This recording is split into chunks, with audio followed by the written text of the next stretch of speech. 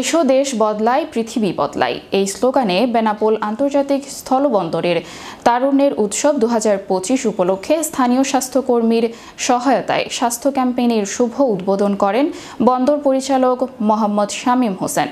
রবিবার সকালে 11টার সময় বেনাপোল স্থলবন্দরের কার্গো ভেহিকেল টার্মিনালে নতুন বাংলাদেশ গড়ার লক্ষ্যে বেনাপোল স্থলবন্দরের আয়োজনে এবং ডাক্তার ফাহমিদা এশার পরিচালনায় শ্রমিকদের এই স্বাস্থ্য ক্যাম্পেইন শুরু হয়। এই স্বাস্থ্য ক্যাম্পেইন বিকাল 3:30টা পর্যন্ত চলবে বলে জানান। উক্ত অনুষ্ঠানে উদ্বোধক ছিলেন বেনাপোল স্থলবন্দর পরিচালক শামীম হোসেন। এছাড়া উপস্থিত ছিলেন বেনাপোল স্থলবন্দরের medical officer doctor Fahmida Esha, Benapole স্থলবন্দর হ্যান্ডেলিং শ্রমিক ইউনিয়ন 925-এর সাধারণ সম্পাদক মোহাম্মদ শহীদ আলী সহ স্থলবন্দরের বিভিন্ন কর্মকর্তা কর্মচারী ও হ্যান্ডেলিং শ্রমিক ইউনিয়নের সকল পর্যায়ের নেতৃবৃন্দ এবং সাধারণ শ্রমিকরা উক্ত অনুষ্ঠানে উপস্থিত ছিলেন।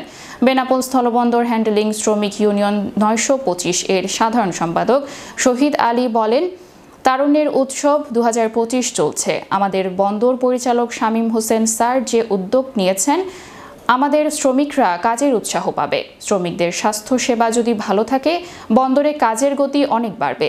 শ্রমিকরা কাজ করতেও আশ্বাস পাবে। শ্রমিকদের নিয়মিত স্বাস্থ্য পরীক্ষা করছেন, ঔষধ দিচ্ছেন। এতে আমাদের শ্রমিকরা অনেক খুশি। তারুণ্যের উৎসব 2025 উপলক্ষে আমাদের এই স্বাস্থ্য ক্যাম্পেইনের আয়োজন করা হয়েছে। আজকের এই স্বাস্থ্য ক্যাম্পেইন উপলক্ষে গৃহীত কর্মসূচির মধ্যে রেজিস্ট্রেশনকরণ আছে, রক্তচাপ অথবা প্রেশার পরীক্ষা আছে, ডায়াবেটিস টেস্ট আছে, প্রাথমিক চিকিৎসা আছে, ওষুধ বিতরণী আছে এবং আমাদের স্বাস্থ্য সুরক্ষা সচেতনতামূলক কিছু লিফলেট বিতরণ।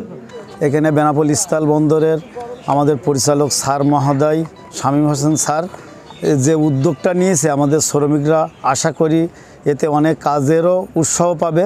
কারণ শ্রমিকদের স্বাস্থ্য সেবা যদি ভালো থাকে, আমাদের বেনাপোল পোর্ট অনেক সুন্দরভাবে চলবে। আমরা শুরু করলাম, এটা আস্তে আস্তে আরও বেশি আমরা ডেভেলপ করি। নিয়মিত আমি যদি থাকি বন্দরে, এটা নিয়মিত আমি করতে চাই। আপনাদের সকলের সহযোগিতা পেলে আশা করি যে স্বাস্থ্য বিষয়ে যে সচেতনতা, এটি বৃদ্ধি করে আমরা সবাই মিলে একটা সুন্দর স্বাস্থ্যবান, আমি বলবো একটা স্বাস্থ্যসম্মত বেনাপোল বন্দর গড়ে তুলতে পারবো।